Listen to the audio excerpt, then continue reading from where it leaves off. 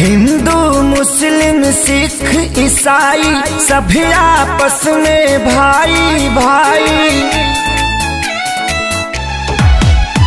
हिंदू मुस्लिम सिख ईसाई सभी आपस में भाई भाई।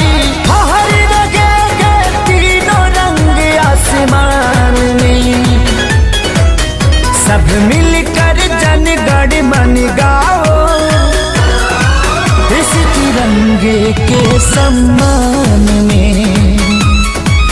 सब मिलकर जन गण मन गाओ, इस तिरंगे के सम्मान में।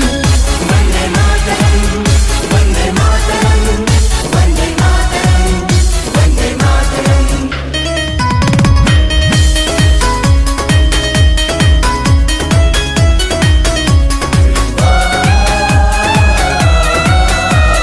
जिन लोगों ने दी कुर्बानी उनका हम पर कर्ज है। आजादी को कायम रखना हम सभी का फर्ज है।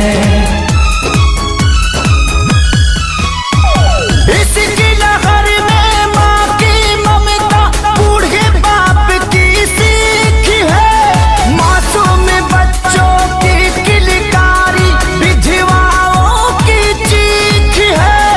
दाग लगे ना भारत माँ के शान में,